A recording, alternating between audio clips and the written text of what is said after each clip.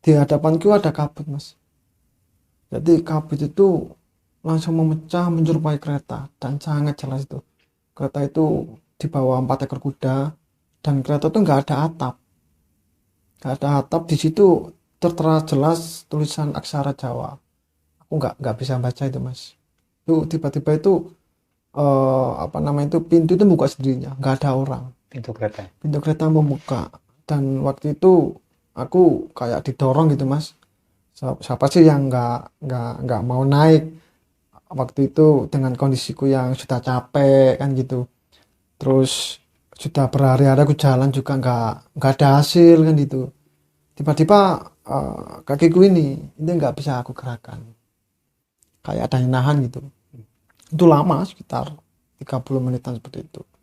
Dan waktu itu tiba-tiba itu kereta itu mudar dari hadapan dan betul-betul sudah Hilang sendiri. hilang sendiri dan aku lemes lagi. Aku lemes, tidur malam itu nggak enak, aku gerakan kakiku bisa. Tuh. Dan posisiku emang waktu itu di dasar jurang mas. Kenapa kok aku di dasar jurang? Jadi di malam itu aku nggak tahu, kaget tiba-tiba itu ada angin dan air itu dari atas. Jadi semak belukar yang aku tempat tidur tadi, aku nggak tahu kalau di bawahnya itu adalah bekas aliran air gitu. Jadi aku terprosok karena kan ada kan kak beban kan, terprosok aku akhirnya kedorong angin sama airan gitu, Iya. terprosok pelan, cuman aku pegang-pegang tangga.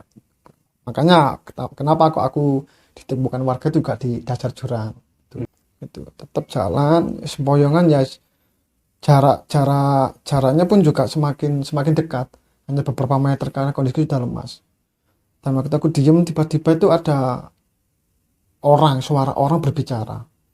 Aku sadar saat ini dunia manusia karena kan sudah aku kemarin sudah melaluinya. Aku tahu jadi loh ini dunia manusia. Pikiranku waktu itu seperti itu. Ketika ada dengar suara orang kak bicara itu mendekat-mendekat, aku juga minta tolong. Jadi waktu itu lantang wis, tolong gitu. Yang namanya gunung kan meskipun suara kecil Kedengeran. kedengeran, tapi nggak ada respon mas. Aku diem, tiba-tiba suara itu terdengar lagi sama dengan yang pertama itu, kayak orang ngobrol bicara itu. Nah, kali ini aku minta tolong cuman dengan nada berbeda dari tolong pak gitu. Ada jawaban dari atas, naik. Kalau mereka kan bahasa Jawa, bahasa Jawa gini munggao. Nggak tahu tenaga dari mana, aku di bawah jurang tadi itu naik segera mungkin. Di atas untungnya ada rumput, aku pegang rumput, tak tunjukkan kepalaku. Aku terposok lagi, mereka segera berlari. Jadi aku diraih tanganku, ditarik sama mereka itu. Jadi sama warga itu dicarikan tempat yang aman. Jadi itu ya kaget kan gitu. Ada berapa orang warga? Tiga orang. Bapak semua. Bapak semua. Itu aku kaget. Nah, dan apa ya, mereka itu aku juga kaget, mereka itu kok minta maaf. Jadi warga tadi itu minta maaf mas ya. Sebenarnya kita tahu masnya itu yang pertama itu tadi minta tolong, tapi yang namanya hutan mas, kita itu sering dengar suara ketika kita samperin itu nggak ada orang. Dan kenapa yang kedua tadi masnya saya suruh naik kan gitu, iya pak nggak apa-apa kan gitu. Itu ya seneng kan. Berarti mereka tuh saya pegang dulu mulai kepala kakinya, saya ketemu manusia kaget, mereka terpenganga gitu loh.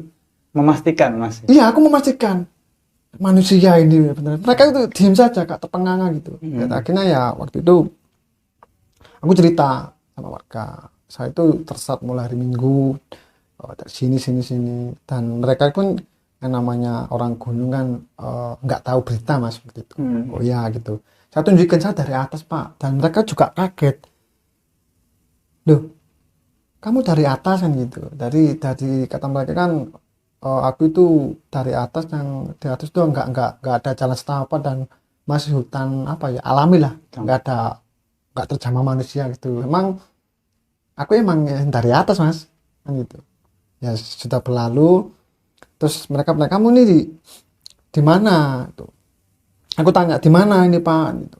Itu di Singosari, aku kan juga kaget kan gitu. Kalau dari Mintir berarti ya. Heeh. Itu emang saya apa ya? Waktu di teman wakil emang saya tunjukkan saya dari atas Pak. Dan secara logika kalau aku tempat tersesat tadi di alas tadi itu ketemu Jaya Singasari emang apa namanya aku melingkari mulai gunung. Tapi yang saya rasakan Mas, aku nggak merasa seperti itu.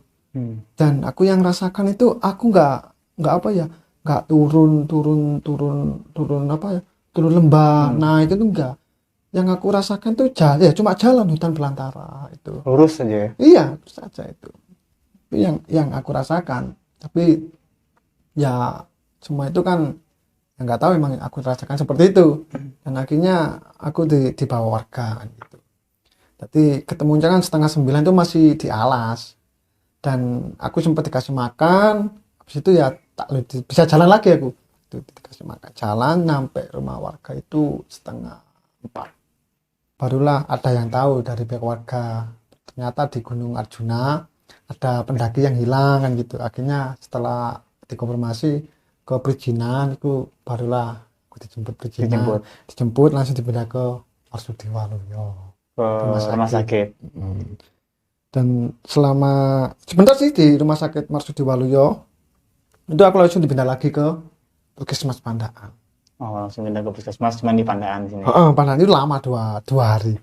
Aku di Puskesmas Pandaan itu kayak merasa masih ada yang ngikuti kan gitu. Kayak gitu. Cuman ya setelah dikasih minum yang ada doa-doanya itu ya ketika pulang aku gak ada masalah gitu. Sehat, aku di rumah sakit itu Mas, aku baru sadar. Aku waktu itu nggak sampai setengah hari Mas. Rasanya kok lama sampai bosan aku. Padahal kemarin aku lupa, aku kemarin sudah hilang 4 hari 3 malam kok kayak gak kerasa gitu loh Mas. Gak kerasa aku emang. Kerasanya itu waktu di rumah sakit kok lama banget itu. Tapi memang benar pada saat temukan rumah sakit dan memastikan hari itu hari Rabu. Ya artinya itu benar hari Rabu sesuai dengan hitungan Mas. Emang ya kemarin kok gak lama sih, kayak cepet gitu loh. Aku ngerasa ketika aku di rumah sakit itu. Selama itu aku hilang itu kemarin. Padahal di sana berhari-hari tapi kayaknya waktunya sebentar. Itu baru aku rasakan di rumah sakit. Tapi kalau aku merasakan kayak merasa aku di dunia di dua dunia itu waktu di hari Selasa itu. Aku merasa, kok seperti ini lagi? Oh ternyata aku bukan di dunia manusia lagi kan. Itu aku merasa antara estimasi jam segini sampai jam mau menjelang subuh lah. Subuh sampai mau ke jam 10 itu dunia manusia. Ketika sudah di atas jam 10 pagi sampai mau menjelang subuh itu aku bukan di dunia manusia. Artinya Mas Naam memastikan bahwa itu sekitar jam segitu adalah perhitungan atau perkiraan Mas Naam ya? Perkiraan, kayaknya saya udah sekitar 2-3 jam nih begini gitu. Iya benar. Tapi kita kan bisa merasakan Mas kalau di dunia manusia Mas. Kalau di atas jam 10 meskipun ada apa ya, ada matahari kan kita kan kerasa, hangatnya kan kerasa agak beda ya. Kalau sudah di atas jam segitu kita nggak merasakan sinar matahari. Semua itu hanya mendung gelap. Apalagi kalau menjelang mau maghrib tuh, awan sudah beda lagi. Nah, Mas Naam setelah 2 hari ya di puskesmas. 2 hari di puskesmas. Langsung pulang. Tapi nggak pulang ke rumah. Pulang kemana? Pulang ke rumah Umi. Ke rumah ibu. Umi, nggak pulang ke rumahku yang di tadi. Masnya kan pernah singkat. Nggak jauh sih walaupun teman nggak di rumah sendiri ya, di rumah orang tua. Di rumah Umi. Nah, ada tindakan lain nggak begitu sampai rumah ibu? Maksudnya? Nggak, maksudnya ada aktivitas entah itu sempat dilakukan doa bersama atau apa segala macam di rumah ibu pada saat kondisi Mas Naam hilang itu. Ketika aku hilang, ketika kabar hilang hari Senin kan kabar aku hilang Senin malam. Jadi khusus untuk keluarga itu berdoa. Baru hari Selasa dan Rabu malam itu kita itu mengadakan doa bersama di rumahku. Jadi tetangga. Cuman di luar kayak di tempatnya saudara-saudaraku itu juga mengadakan doa bersama gitu. Dan waktu waktu aku di rumah Umi kan banyak dari orang-orang yang bisa apa ya, Ya orang pintar lah. orang pintar seperti itu ke aku kan, itu ditanya-tanya gitu. Emang gentingnya itu emang waktu itu hari Rabu emang Gentingnya. genting-gentingnya, dan aku pun juga merasakan hari Rabu malam tuh Habis-habisnya. iya, Secara mental, secara fisik, mental segala fisik macam. aku waktu itu emang konsentrasi juga sudah goyang, makanya aku tadi kan habis diperlihatkan bayangan orang tua, terus habis itu ada kereta itu memang genting-gentingnya itu. Oke. Dan waktu itu juga kan ada kabar yang kabar hoax kan, itu kan mungkin Masnya juga dengar ada hilang juga di Putelesung gitu. Nah, Putelesung emang dekat sama ya masih ikut Gunung Arjuna gitu loh. Ya saat itu juga ya yang namanya kabar hoax kan cepat nyebarnya. Waktu itu ya perangkat desa itu sudah nyiapkan buat aku kain kafan itu. Sampai sekarang itu masih ada kain kafan itu. Sudah disiapkan kain kafan. Dan semua itu sudah disiapkan untuk apa namanya, ya kalau orang meninggal itu seperti apa sih ya.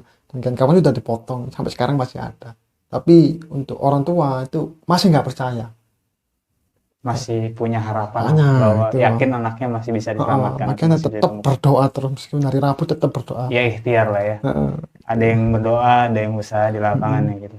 Mas, ada beberapa pertanyaan berikutnya. Ini kan ceritanya sampai situ. Tapi kentang nih Mas Chandra. Maksudnya kentang tuh ada cerita sisi lain yang harus saya tanyakan dari pihak kondisi teman-temannya Mas Aang pas mendaki. Cuman saya sebelum ke teman-teman Mas Aang, saya coba flashback ke apa namanya pada saat Mas Aang. Poinnya simpel Mas, jawab iya atau tidak aja. Tidak bicara dengan mereka sama sekali. Tidak makan apapun sama sekali. Kalau makan tidak. Minum hanya yang dari gerabah. Gerabah di hari Senin, secangkup air gerabah. Artinya gerabah itu kayak tempat minum kendi dari tanah liat ya. Oke. Bentuk gerabahnya itu mungkin sudah hitam, gosong atau usang atau mungkin kelihatan masih baru. Kayaknya kemarin itu, seingatku, karena aku fokusnya nggak di situ. Ingat saya tuh, itu masih baru. Masih baru. Oke. Nah, kondisi kereta. Kondisi kereta. Takutnya orang berpikiran bahwa kereta kencana fisiknya akan seperti besar kayak kereta kerajaan zaman dulu, ataukah hanya kayak kereta pedati yang bawa barang-barang itu Mas, bentuknya kayak untuk kereta pejabat, kereta raja atau kereta bawa barang. Kereta itu ditarik 4 ekor kuda. Dan kereta itu kan nggak ada atap. Tadi kalau penjabarnya lebih enak. Masnya pernah lihat film kolosal Nyi Roro Kidul gitu. Kan di situ kan cuma nggak ada atap, ditarik 4 ekor kuda dan cuma satu tempat selonjor, tempat duduk lah. Itu bentuk keretanya seperti itu. Siap. Itu dari sisi kereta. Dari sisi kereta. Nah, ini dari sisi teman. Saya bertanya dari sisi teman. Artinya Mas Naam kan begitu turun dari atas, ya karena turun ingin mencari bantuan. Bentar Mas, aku tak relax dulu. Oh siap. Gak apa-apa. Mas Naamnya agak berat ceritanya. Mas, aku sebelumnya mohon maaf, maksudnya punten nih. Punten itu apa? Ya mohon maaf lah, permisi gitu. Sebenarnya saya sangat takut Mas, maksudnya sangat takut itu ngajak ngobrol orang yang baru terbilang baru 1 bulan kan sih? 1 bulanan. Ya. Iya 1 bulanan. Aku jujur pernah ngalamin hal yang mungkin lebih parah dari Mas Naam atau mungkin juga sama dari sudut pandang yang masing-masing kita. Aku tuh depresi hampir 1,5 tahun Mas. Itu di Gunung Slamet. Oh Gunung Slamet, memang Gunung Slamet. Saya kira saya sudah tahu. Jadi kalau mungkin teman-teman tahu cerita berhasil pindah alam yang mungkin orang udah familiar dengan rawuh. Mas Chandra, Sebelum gua lanjut tanya ke pertanyaan yang tentang teman, Mas Anda ada pertanyaan nggak tentang yang dalam hutan ke Mas Aam? Sebenarnya pertanyaanku itu cuma sedikit sih Mas. Apa? Selama hampir 3 hari atau 4 hari di hutan, dulu aku sama Mas Naam pakai sleeping bag itu dinginnya kayak gitu. Masih inget kamu? Nah itu, Atau sudah berapa tahun ini? nah itu 4 tahun. Masih Terus inget. perasaannya sama waktu itu loh Mas, menghadapi hal tersebut itu loh, sampai bisa sampai lolos dari hal tersebut itu gimana? Rasa dingin nggak? Nah itu loh Mas, Eh, suasana hati, perasaan Gimana sendiri ya? loh. Emang waktu aku sama kamu waktu tidur di hutan di Jawa Dewa ya, bahkan pakai sleeping bag. Itu kan kita waktu kan di dunia manusia normal. Dunia normal lah. Kan aku waktu kejadian kemarin Bang Chandra itu kan aku bukan di dunia manusia. Jadi yang aku rasakan malam itu hanya sunyi, senyap, anyep itu. Berarti hampir seolah-olah enggak normal lah itu lah. Iya, aku nggak merasakan dingin, nggak merasakan apa ya, ya dingin gitu loh. Pokoknya nggak merasakan yang aku waktu kayak kamu tidur sama aku di Jawa Dwipa itu yang 4 tahun yang lalu itu. Aku waktu itu kan merasa dingin memang. Iya. Tapi waktu kemarin aku selama beberapa malam hari hilang di gunung itu malam ini nggak merasa dingin. Chandra. Ya mungkin aku bukan di dunia manusia mungkin jadi nggak bisa dibedakan yang gitu. Yang aku rasakan emang di dunia itu emang bukan dunia manusia, itu hanya sunyi dan senyap. Gelisah, Kalau gelisah enggak, jujur waktu itu gelisah enggak, soalnya aku masih optimis, yakin, dan waktu itu emang aku fokuskan gimana secepat mungkin aku menemukan warga. Itu yang aku pikirkan itu, dan tekadku optimis aku itu bisa ketemu warga. soalnya pasti jadi pertanyaan sih, hampir 4 hari di hutan enggak makan, enggak minum, seolah-olah kok ini bohongan, ini pasti banyak sekali yang tanya seperti itu loh untuk. Ya, aku jawab seperti itu. Karena kalau emang logika Ya. itu nggak masuk kan. Emang nggak bisa aku jelasin kalau antara alam mistik sama logika nggak bisa menyatu. Kalau kita nggak mengalami sendiri kan gitu. Itu tergantung persepsi orang masing-masing kan gitu. Nah, kalau kita Mas, binatang buas. Kalau binatang buas gini Mas, aku cuma ditunjukkan di hari Minggu malam itu aku tidak kucing hitam tadi yang aku cerita. Tapi gini, waktu kapan hari yang Muncak Arjuna sama Bang Chandra malam kan masih kedengaran suara apa namanya itu? Kuku. Ya terus jangkrik itu. Nah, malam kan masih kedengaran. Iya, tonggerek, jangkrik ya. Iya. Tapi kalau aku di dunia mereka itu nggak ada suara binatang apapun, nggak ada.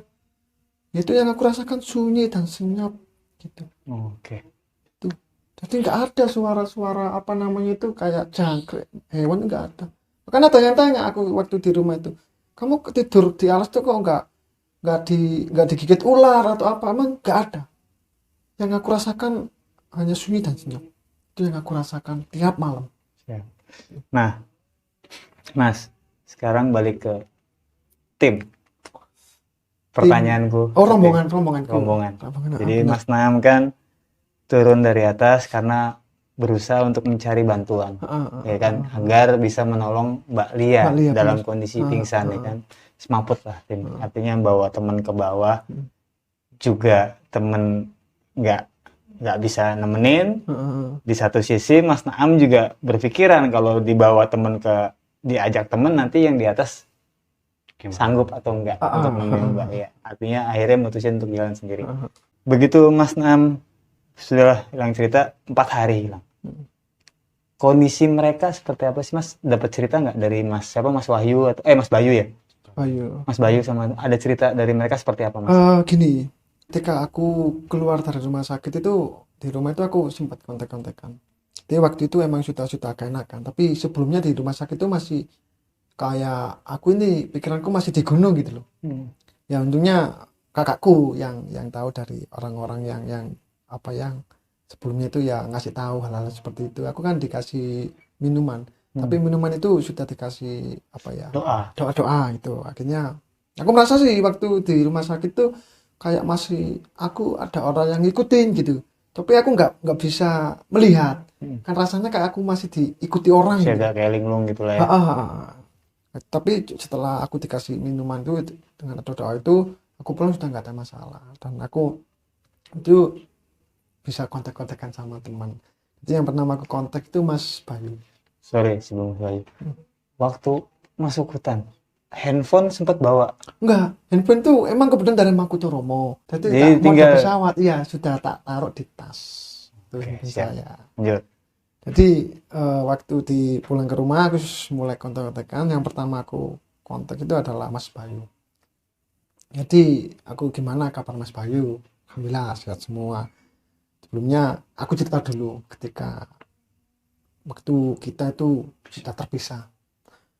Sudah aku jelasin, akhirnya Mas Bayu juga cerita. Iya Mas, aku ketika turun juga mengalami gejala mistik aneh gitu. Tapi aku tanya dulu, kamu kok bisa bertahan sampai pagi itu gimana ceritanya? Aku juga penasaran kan. Dia tuh cerita, jadi ketika aku turun, itu nggak lama aku turun, rombongan Jogja yang aku pikir tadi itu nggak jadi naik, ternyata naik Mas. Dan naik secara logika itu harusnya ketemu sama aku nggak ketemu dia, dan rombongan Jogja nggak ketemu aku. Itu sudah saya konfirmasi juga sama Jogja juga. Dan minggu kemarin aku sowan ke Jogja, ada cerita juga ketika mereka rombonganku tak taruh di bebatuan, itu kan jalan kan masih searah, emang sengaja tak taruh di bebatuan supaya apa, dari pandangan dari jauh kelihatan. Ketika itu mereka itu naik itu nggak kelihatan, baru kelihatan turun dari puncak rombongan saya. Dan segera itulah rombongan Jogja ngasih logistik. Sebentar, ini artinya pada saat teman-teman Mas Aam di situ, rombongan Jogja lewat, aku nggak lihat. Sudah saya konfirmasi ke Jogja juga nggak lihat Mas Naam. nggak lihat. Tapi lihat rombongannya Mas Naam yang lain. Lihat ketemu sama rombongan Mas Naam nggak? Ketemunya itu ketika turun dari puncak. Artinya pada saat mereka ke puncak nggak ngeliat? Nggak kelihatan. Soalnya waktu sudah terpisah. Feeling saya rombongan Jogja itu nggak naik. Ternyata rombongan Jogja itu naik kan gitu. Okay. Dan ada kabar waktu itu setelah aku sowan ke Jogja kan nggak lega kalau nggak apa nama itu nggak ketemu langsung. Kitanya begitu. Bagaimana sih kamu kok bisa ngasih logistik? Padahal aku nganggap rombongan Jogja nggak naik loh. Ternyata dia naik. Dan ketika naik itu mereka tuh nggak lihat rombonganku. Justru melihat rombonganku ketika turun dari atas. Dan disitulah dia itu ngasih logistik, nama logistik supaya bisa bertahan sampai pagi. Akhirnya rombongan Jogja kan turun. Tuh. Jadi mereka dikasih nama logistik bertahan sampai pagi. Pagi itu agak udah enakan, rombonganku turun. Jadi turun itu sambil apa namanya katanya sih sambil ngirim pesan. Senin pagi berarti itu ya? Senin pagi. Dan akhirnya di informasi itu sampai di perizinan bergerak. Ketika itu di kisaran jauh juga mungkin. Itu katanya Mas Bayu itu papasan di situ terus dievakuasi ke Mangkutomo. Di Mangkutomo, rombonganku lihat aku tuh nggak ada. Barulah aku dinyatakan hilang di hari Senin pagi. Senin sore. Senin sore. Soalnya sampai jauh di kan sore Mas. Itu kata Mas Bayu, dan Mas Bayu pun juga cerita kita juga ada kejanggalan Mas ketika turun. Jadi ketika turun waktu dari Mangkutomo itu Mbak Lia jaket merah yang tadi waktu awal berangkat itu masukin ke tas, dipakai lagi. Ketika turun di pos 4 itu kan ada patung namanya Esmar, terkenal dari pos 4 Esmar. Itu dia tiba-tiba itu pingsan. Ketika pingsan dia itu bangun matanya tuh kayak kesurupan, matanya tuh melotot gitu sambil melototi patung yang Semar, sambil menunjuk jaketku mau diambil orang itu sambil menunjuk patung yang Semar. Tuh. Dan waktu itu kan emang turun sama tim SAR, tim Basarnas kan, setelah refleks suruh ngelepas. Jadi Mas Bayu melepas jaket Mbak Lia, setelah dilepas Mbak Lia pingsan lagi. Pingsan lagi terus habis dibenerin, turun sampai ke bawah nggak ada masalah. Tapi aku konfirmasi lagi terus emang ada hal-hal yang di luar nalar nggak mungkin aku jelaskan. Itu kan juga apa ya, cerita dari Mas Bayu itu cuman hanya itu saja. Sebenarnya di apa namanya, perizinan malam itu ada hal-hal yang aneh, cuman aku nggak mungkin tak ungkapkan. Oke. Maksudnya nggak mungkin diungkapkan tuh perihalnya ada dari kebijakan warga lokal atau memang sifatnya lebih ke privasi seseorang? Semua itu bercampur aduk. Oke. Jadi yang bersifat pribadi seseorang, bersifat ke lokal, dan yang pasti itu bersifat ke hal yang apa ya, yang sangat-sangat di luar nalar, dan kalau orang awam melihat itu nggak mungkin. Oke. Jadi nanti takut ada Siap. perdebatan. Kalau kita kan sama pendaki pasti gitu. Ini sih nggak tahu dilakukan atau tidak, Mas. Pada saat kejadian hilang, selain tim SAR, biasanya kalau gunung tuh ada mungkin kuncinya atau orang yang dituakan atau siapapun itulah. Ada nggak ucapan atau nasihat dari beliau atau penyampaian kalimat dari beliau atau segala macam yang disampaikan ke rombongannya Mas itu sendiri? Itu waktu aku hilang atau gimana? Pada saat mereka turun, apakah mereka langsung turun ke base camp saja terus mereka langsung pulang, ataukah mereka bertemu dengan pemuka desa tersebut? Ya, pastinya aku kan sudah di luar apa namanya kejadian ini kan, karena aku kan sudah hilang. Cuman aku juga diberitahu sama Mas Bayu juga. Dan artinya cerita dari Mas Bayu nih ya? Mas Bayu cerita aku kronologi ketika aku hilang, tindakan apa yang dilakukan oleh orang-orang dan rombongan saya kan gitu. Memang ada tindakan seperti itu, dan tim-tim seperti itu kan juga gak sowan ke juru kunci, dan secara detailnya juga maaf enggak aku juga pasti itu ada seperti itu. Ya? Dan hal yang apa yang disampaikan ya yang kembali lagi yang enggak secara dinalar, secara logika enggak masuk, cuma intinya seperti itu. Dan waktu aku setelah kontak Mas Bayu kan, dia tuh cerita banyak kejanggalannya terjadi, seperti Mbak Lia yang tadi itu kesurupan itu pakai baju seperti itu. Di perjalanan di malam berikutnya juga terjadi apa namanya itu hal yang aneh, dan baru kali ini aku ungkap hal yang cuman nggak secara detail saya ungkapkan karena ini kan jadi terjadi di orang cerita dari seseorang Mas Bayu gitu aku, dan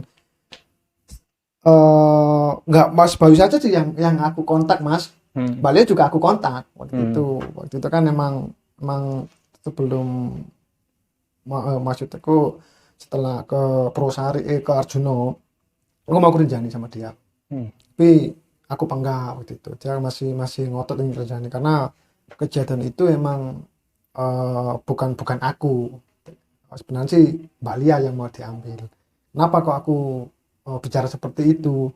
Karena ya secara kesaksian juga dari Mas Bayu aku juga percaya, karena di rumah waktu itu emang setelah aku di rumah sembuh, banyak orang-orang yang apa namanya itu yang menolong aku ke Pandari itu ke rumah ya bicara-bicara kondisi aku, dan dia itu juga bercerita seperti itu.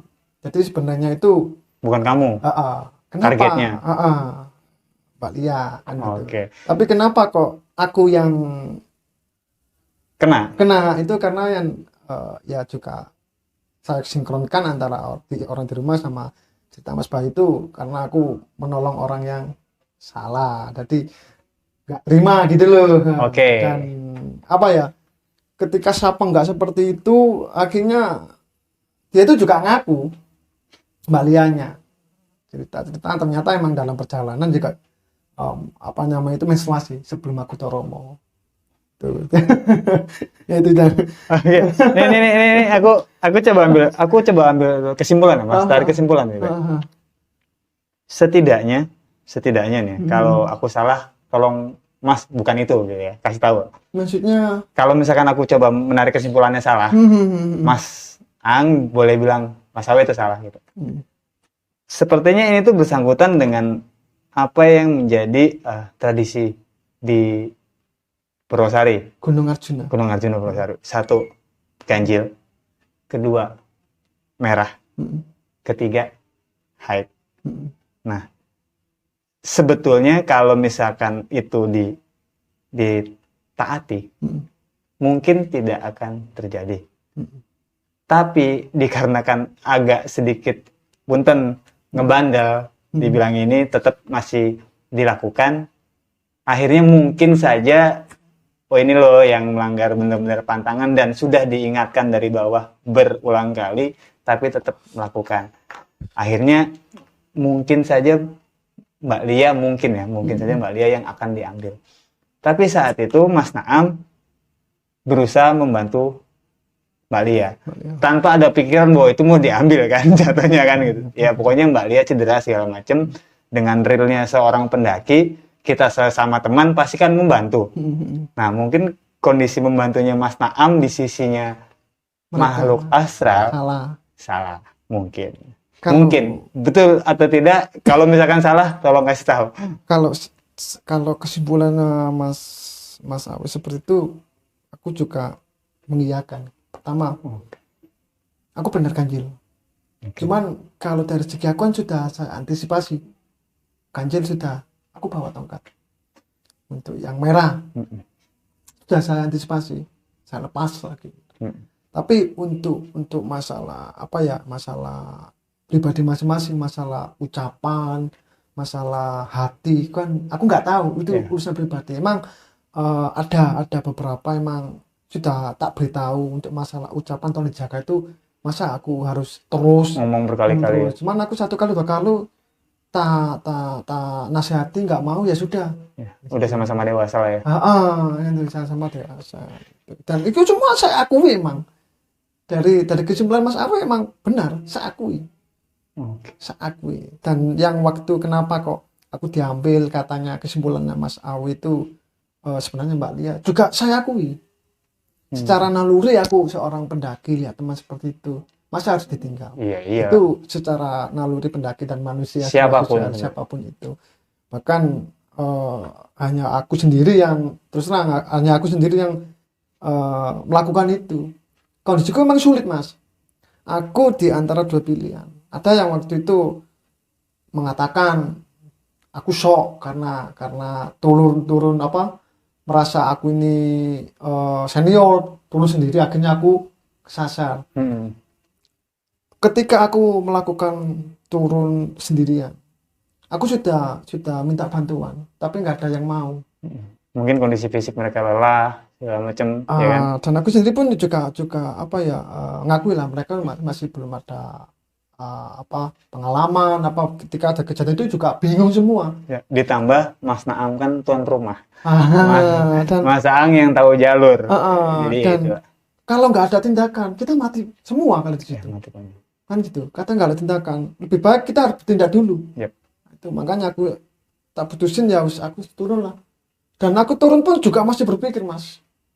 Pikiran saya itu, bisa nggak temanku yang aku tinggal itu keadaannya gimana, sedangkan mereka itu nggak tahu medan, ya baru pertama muncak dengan ketinggian seperti itu, dengan kondisi Mbak Lia tergila seperti itu, kan gitu. Bisa nggak mereka itu?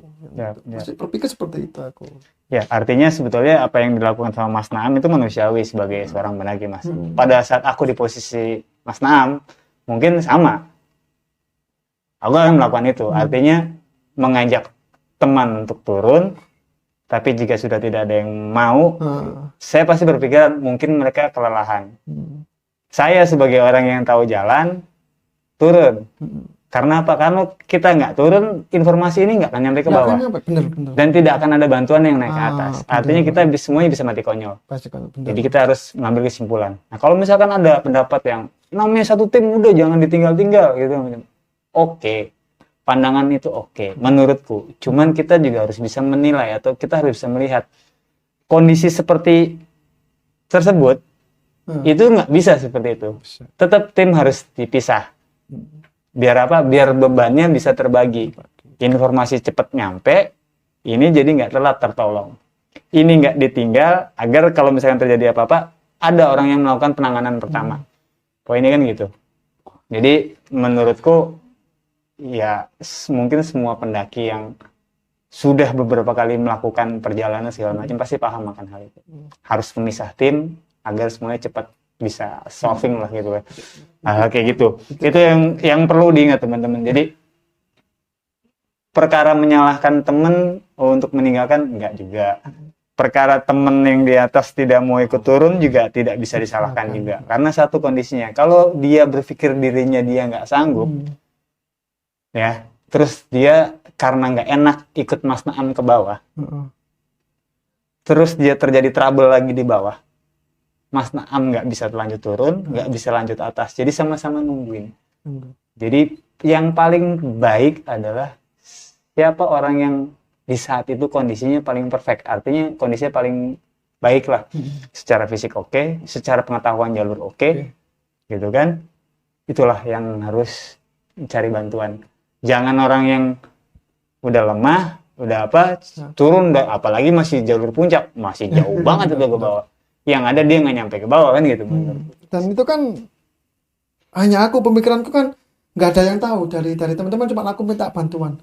Dan nggak ada, mereka pun nggak tahu aku minta bantuan itu kemana, ke siapa, nggak tahu, cuma aku. Dan aku pun minta bantuan itu nggak mungkin aku ke pos, segera mungkin aku ngejar 2 rombongan supaya minta tambahan logistik.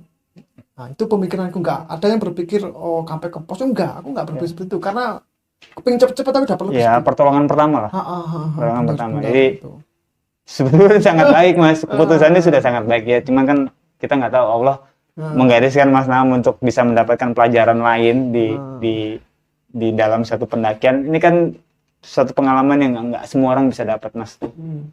Maksudnya kan ya diambil positifnya gitu loh, maksudnya walaupun itu sangat menakutkan segala macam dan membuat depresi atau apapun, tapi tetap aja itu sebuah pelajaran yang mungkin Mas Naam bisa ambil hikmahnya kan gitu. benar. Dan teman-teman yang mungkin juga mendengar cerita ini, teman-teman yang mungkin juga kemarin satu rombongan sama Mas Naam kan jadi berpikir, oh ternyata kita nggak bisa main-main loh dengan aturan adat, ya kan? Karena biar bagaimanapun kita datang tuh bertamu. Misalkan kita datang saya nih datang ke rumah Mas Naam. Mas Naam bilang di pintu tuh ada tulisannya copot sendal jika ingin masuk rumah. Terus saya masuk rumah pakai sendal atau sepatu. Mas Naam sebagai tuan rumah marah nggak? Marah kan? Ya walaupun yaudah tak copot. Aku masuk, sepatu tak tenteng, sampai dalam aku pakai lagi. Marah nggak? Ya tetap marah. Ya poinnya sih gitu sih. Jadi kalau ada istilah di mana bumi dipijak, di situ langit dijunjung. Gitu kan? Pada saat kita dimanapun kita berdiri ya kita junjung norma-norma hukum yang di situ. Entah itu norma adat, pada saat aturannya tidak boleh ganjil, usahakan tidak ganjil. Tidak boleh menggunakan dominan merah, ya kita tidak pakai. Tidak boleh melanjutkan perjalanan sampai puncak pada saat kondisi haid, ya jangan melanjutkan. Kadang-kadang punten perempuan itu suka ego. Sebenarnya bukan perempuan aja, aku juga punya teman sih gak percaya kalau naik gunung ganjil itu bakal berisiko, masih ada yang gak percaya. Oh iya, masih ada. Kalau itu secara hitung-hitungan psikologis atau hitung-hitungan sains orang sekarang, iya, nggak masuk akal. Iya gitu. Saya cuman lagi-lagi Mas, bicara mistis itu nggak bisa digabungkan dalam sains gitu. Itu sampai saya tuh perbincangan yang pernah daki temen itu memang dia mungkin belum terlalu sering naik ya gitu. Dia tuh masih nggak percaya, apa sih mau naik gunung kok ganjil, apa logikanya di mana gitu loh. Betul. Secara logika gitu tuh. Masih banyak kok yang nggak percaya itu. Ya, tapi kan ya kita punya budaya, kita punya adat, itu aja sih. Toh kita hanya menghargai kan gitu. Ya sudah ikutin aja. Sebenarnya gini Mas, ada hal yang bikin aku kecewa sama rombonganku juga, apa sih, sangat-sangat kecewa lah. Aku ada beberapa orang yang meskipun aku itu sudah menaruhkan nyawaku menyelamatkan, aku nggak ada masalah sih. Sebenarnya yang aku kecewakan cuma satu. Waktu itu kita kontak-kontak ya, kenapa kok ketika kita terpisah, nggak tahu aku sudah antara hidup dan mati, kondisiku seperti itu demi temen, kok ya ketika turun, ketika di grup di share kok sempat foto.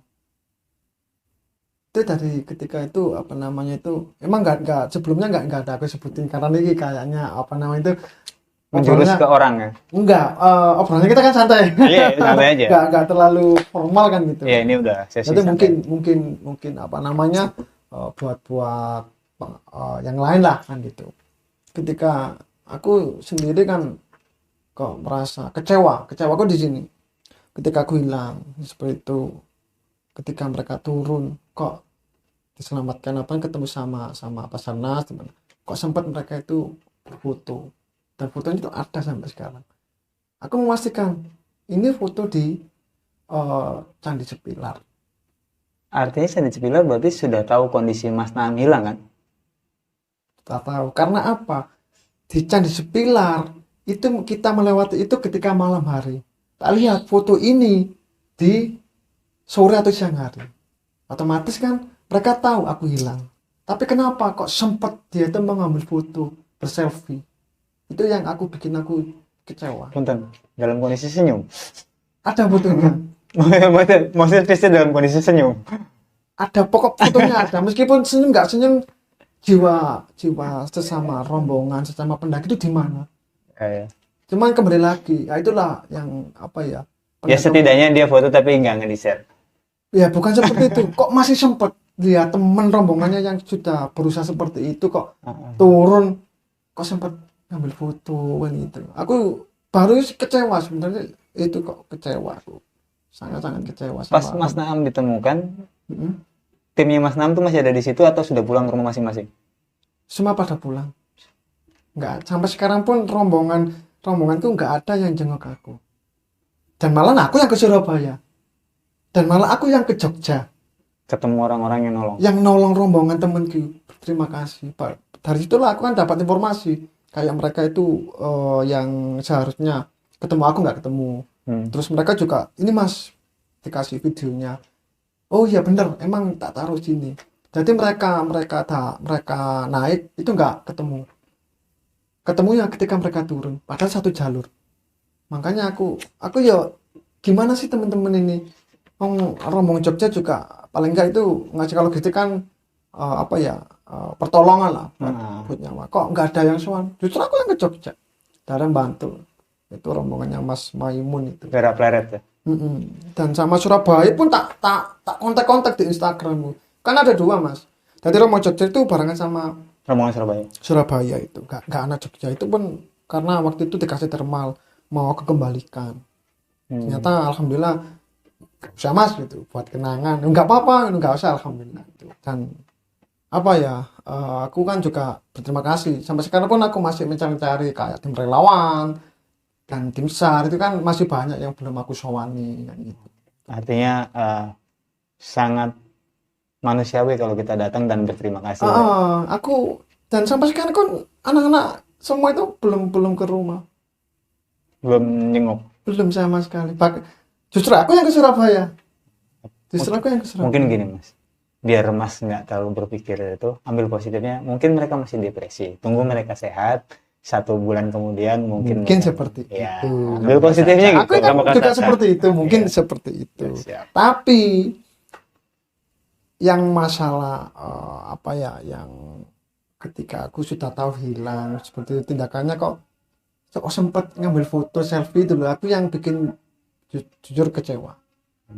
Mungkin itu Mas, jadi mungkin orang yang nggak pernah, dia tuh naik gunung itu bukan karena pingin menikmati alam, cuma kepingin aku loh pernah naik. Nah itu loh, kita kan beda tuh kadang. Aku pengen menikmati alam, udahlah meskipun nggak foto nggak masalah gitu. Mungkin bisa jadi gitu ya, gini loh. Emang kalau kita naik gunung, dari sifat seseorang itu kelihatan. Mungkin bisa jadi seperti itu. Ya kan dari dulu kan ada yang banyak bicara seperti itu. Nah sekarang ini Mas Andra nih dengar berita Mas Ang hilang hari apa? Gak terlalu paham harinya, memang sibuk kerja saya. Gak terlalu paham harinya, cuma itu yang WA aku dari dulu kan ada anak magang juga yang kenal Mas Aang ya. Itu WA aku semua, padahal aku hampir 1 tahun gak kontak sama Mas Aang. Entah dia sibuk kerja di mana, ke Bandung atau kemarin, itu lama, bawa 1 tahun itu. Jadi teman-teman itu hampir ada 10 kontak lebih, itu kontak semua dari teman-teman lama. Bro ini loh, ikilah Mas Aang sih, katanya hilang, sampai aku dikasih itu loh, link gunung apa gitu loh, grup pokoknya di IG itu. Nah, dikasih itu tak lihat juga. Akhirnya secara spontan aku kan nggak pernah stalking IG-nya Mas Aan. Entah IG yang mana, pokoknya itu tak lihat itu wajahnya tuh pucat semua. Aku merinding semua lihat foto-fotonya tuh. Sampai aku bilang Kinan, cerita-cerita sama temen, pasti ditanyain aku, soalnya aku mainnya sama Mas Aang. Bukannya ini orang udah nggak mau naik. Nah itu aku lihat foto itu bukan foto baru loh, foto yang sangat lama. Mas Aang itu wajahnya pucat semua. Cuma aku bilang gini sama teman-teman yang tanya itu, semoga firasatku salah, semoga firasatku salah. Soalnya firasatku Mas Aang nggak balik. Itu toh. Dan ternyata memang ada di hari Rabu itu toh, penentuan itu. Iya. Alhamdulillah salah. Alhamdulillah salah itu. Kan aku heran ya, foto kok bisa sampai pucat, padahal itu foto lama. Aku merinding waktu itu. Yang Mas Chandra lakuin apa pada saat begitu tahu? Ya, cuma bisa berdoa dan berharap doa saya yang feeling hilang itu salah itu toh. Itu toh akhirnya. Baru kali ini ya, waktu kejadian aku ketemu kamu ya. Langsung Itu kan lama tuh Mas, itu hampir 1 tahun Mas Aang itu entah sibuk kemana, hilang tanpa jejak. Pernah telepon aku pakai nomor baru. Kok baru lagi aku kencan wis sampean wis suwe Mas. Apal aku suarane sampean.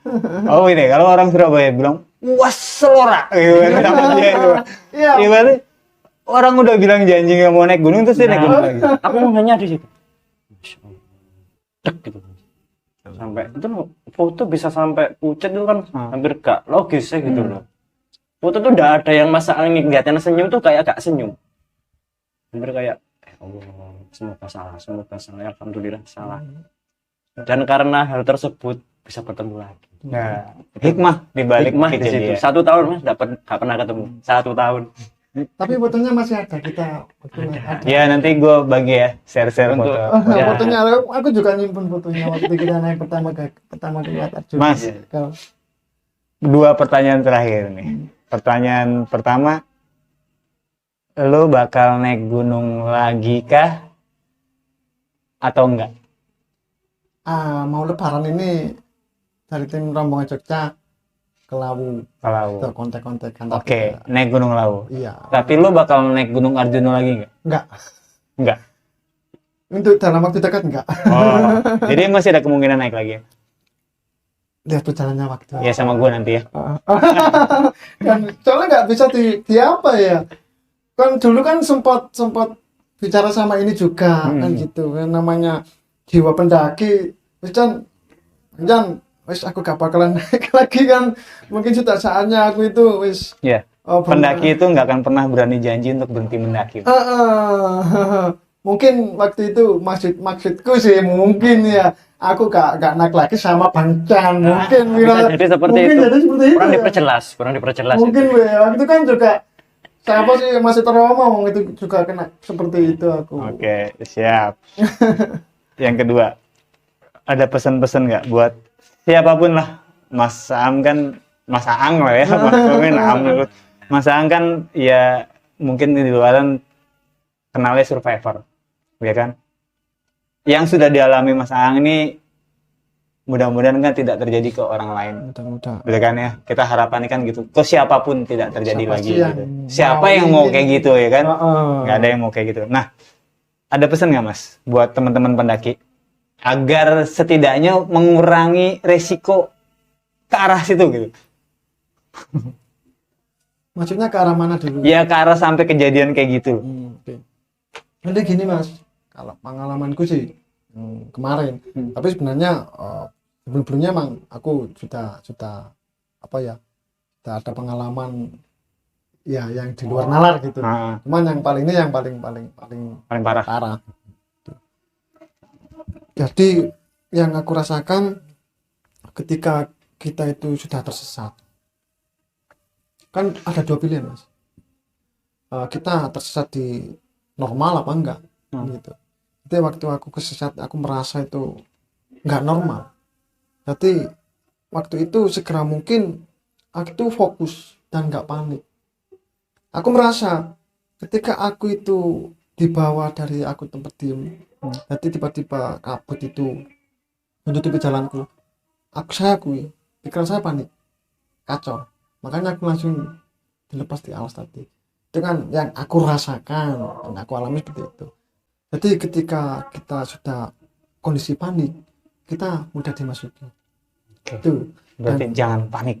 Jangan itu ya tergantung dari Pribadinya. pribadi masing-masing. Itu yang saya lakukan. Dan itu pun aku ketika selama tiga malam itu aku emang merasa ada sesuatu yang kayak apa namanya mengikuti aku, yang memantau. Cuman aku nggak bisa lihat. Aku merasakan. Kayak lagi diperhatiin gitu. Iya. Dan aku berusaha tetap tenang dan jangan panik. Itu yang aku alami. Dan siapa sih yang nggak panik, nggak takut kalau sudah di Tempat kayak gitu. Dan aku berusaha waktu kan juga sadar bahwa makhluk-makhluk seperti itu nggak mungkin bisa membunuh kita. Dan waktu itu aku ya nggak panik, konsentrasi satu arah. Jadi yang pertama, ketika aku ditempatkan di alas tadi, aku sadar, berusaha fokus waktu itu. Berusaha fokus gimana caranya aku keluar dari alas ini sebelum menjelang maghrib. Jadi sebelum mau maghrib lah intinya itu. Aku segera mungkin saya fokuskan, nggak panik waktu itu. Pertama saya konsentrasikan pikiranku, emang saya fokuskan gimana caranya keluar sebelum maghrib dari alas tadi itu. Itu. Dan yang hari-hari berikutnya emang saya fokuskan ketika hari Senin itu gimana caranya aku segera mungkin ketemu warga dan punya tekad emang. Keinginan yang kuat ya tekad. untuk bisa tetap hidup. Dan meskipun aku dibayangi kalau tiap siang di atas jam 10 kan sudah masuk dunia seperti itu, dan sejam memandangkan cuma hutan belantara, tapi aku tetap jalan karena punya keinginan. Aku ingin hidup, semangat hidup, dan segera mungkin menemukan warga itu tuh aku. Makanya meskipun yang aku jalan beberapa hari cuma hutan belantara, malamnya aku diperlihatkan seperti itu, aku tetap semangatku masih hidup. Aku ingin hidup dan aku segera mungkin menemukan warga gitu. Dan ya meskipun di kondisi terakhir juga aku merasa aku sudah agak kacau pikiran karena aku pikir sudah mulai drop, lemah, pikiranku kacau. Di saat itu pikiranku kacau, mereka menyerang lagi dengan diperlihatkan itu kereta. Tadi. Jadi emang saya akui waktu dikelihatan kereta pikiranku sudah mulai goyang. Jadi keputusan terakhir itu. Mau ikut atau enggak gitu. Dan emang itu penting banget. Jadi kita harus fokus, jangan panik. Dan terutama malam, Mas. Malam itu jangan melakukan aktivitas. Pertama, malam itu sangat rawan. Kita nggak tahu medan. Ya kebetulan kalau bawa headlamp sih nggak masalah. Aku kan juga nggak bawa headlamp. Aku berpikir karena malam aku nggak tahu jalan arah. Dan bisa jadi di depanku nanti jurang kan nggak kelihatan. Betul. Makanya aku kesasar itu malam nggak ada aktivitas. Apalagi kalau malam sudah panik itu sudah fatal. Mungkin diusahakan kalau malam meskipun tersesat di dunia mereka ataupun di dunia manusia itu jangan ada kegiatan. Siap. Dan untuk untuk pendaki-pendaki, ya bukan, saya merasa ini bukan suhu, ya emang saya rasakan kemarin ketika aku itu hilang, ternyata kok aku merasa kecewa, kok masih sempet rombongan itu kok masih berfoto-foto. Ada satu orang foto, saya nggak mungkin ungkapkan, cuman ada fotonya, nanti tak kasih Masnya. Ya dari situ kan kelihatan pendaki-pendaki itu sekarang itu jiwa rasa sosial ke teman-teman itu kurang. Oke. Siap. Jadi panjang cerita kita ini. Tapi kan endingnya kan nggak terlalu tegang, Mas. Oh enggak. Kan pasti segala sesuatu pembicaraan, obrolan itu pasti ada hikmah kan, Mas. Masnya yang bikin tegang tadi. Ya, enggak. Hikmah itu kita bisa ambil, kita rangkum, bisa kita jadikan pelajaran kita dan mungkin teman-teman yang nonton gitu kan. Jadi gua coba tarik kesimpulan dari semua cerita Mas Naam. Kondisi hilang tuh sebaiknya seperti apa sih gitu. Kalau misalkan dalam kondisi normal, baiknya stop dulu, tenang dulu, jangan panik, sebisa mungkin lakukan pendakian balik ke titik awal, naik, seperti yang dilakukan sama Mas Naam tadi. Betul banget, naik. Karena semakin mengerucut orientasi medan kita, semakin mudah kita untuk melihat jalan turun itu. Cuman masalah naik itu ya itu aja. Jadi turun gitu ya. Jadi don't panic, jangan pernah panik dulu. Kedua, tenang. Nah, Ketiga, yakinlah mereka tidak akan bisa membunuh kita secara fisik. pasti itu. Ya, Heeh. yang mereka bunuh itu pikiran kita, Mas. Yang membunuh kita itu pikiran kita sendiri. Jadi diusahakan untuk tetap fokus di satu poin saja dulu, konsentrasi. Ya pokoknya ya nggak, memang sih secocotnya si Awe ngomong enak loh we gitu kan. Kalau orang ngalamin Pasti ya pasti panik. Pasti. Cuman diusahakan. Kita kan namanya manusia kan cuma bisa berusaha Makanya kan. itu harus Jadi, kita semangat. Rasa keyakinan untuk hidup, ketenangan, jangan panik dan yakin bahwa kita masih punya yang Maha Kuasa, Allah Subhanahu wa taala, bahwa hidup matinya kita ya Allah gitu kan. Kita tinggal berdoa, tinggal kita coba jalanin sebagai manusia harus seperti apa sih. Kita meyakini bahwa mereka tidak akan bisa membunuh kita secara fisik. Mereka hanya bisa mengganggu pikiran kita sehingga membuat kita celaka dengan sendirinya. Benar. Makanya kita gimana cara menguranginya resiko itu, jangan berjalan di malam hari karena kita nggak bisa lihat apa-apa. Secara realnya kan gitu, kita jalan malam ya nyusruk, jatuh, kena batu, kepala pecah, Tapi kan meninggal. kebanyakan pendaki yang ditemukan itu kan nggak wajar kan, terpojok jurang. Nah, ya mungkin Kebanyakan ya itu kan mungkin kan gitu. Kita kan nggak tahu juga Oh, masih gitu. Terus ya buat teman-teman yang mungkin nanti suatu hari mengalami hal yang serupa atau teman cedera segala macam, setidaknya bisalah menghargai perasaan teman kita, teman sejalan kita. Kalaupun teman masih gatel pengen foto, nggak usah di-share gitu, karena apapun itu bentuknya, di saat satu sisi teman kita yang menjadi korban pasti akan merasa sakit hati untuk itu. Jadi tolonglah untuk bisa menjaga perasaan teman kita sendiri gitu aja. Tetap setia kawan, mudah-mudahan semuanya bisa aman lah ya Mas. Bang Awi, Apa? kayaknya aku ceritanya ini panjang banget ya. Wah. Emang apa ya? Setelah aku pulang itu memang banyak informasi yang sebelumnya itu emang belum aku terima. Kayak aku ke Jogja terus ada tambah lagi. Jogja itu ketika naik nggak ketemu sama temanku, justru ketemunya ketika turun kan aku kan nggak tahu, baru tahu setelah beberapa minggu aku kejadian sowan mereka cerita yang sampai sekarang pun masih banyak sih cerita-cerita dari Mas Bayu juga masih kontak-kontakan, akhirnya juga membuka sama aku. Ya, mudah-mudahan nanti Mas Bayu bisa cerita juga ya. Monggo soalnya sampai sekarang tak tunggu sowannya itu ya. Oh siap. Belum ketemu. Ya pokoknya itu, tetap jaga tali silaturahmi dan hargai sesama pendaki di jalan ataupun di dimanapun lah itu. Dimanapun ya.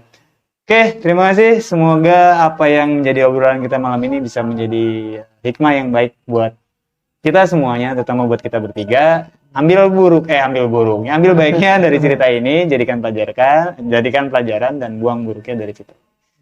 Terima kasih teman-teman, jangan lupa support terus channel Sama Wild Adventure, share terus video-videonya, dan jangan lupa follow Instagram mereka berdua juga. Dan kalau pengen ada kerjaan apapun tentang desain, tentang web, Mas Awi kan juga bisa gitu loh. Saya nggak bisa apa-apa sekarang. Terima kasih banyak teman-teman. Salam santai. Assalamualaikum warahmatullahi wabarakatuh.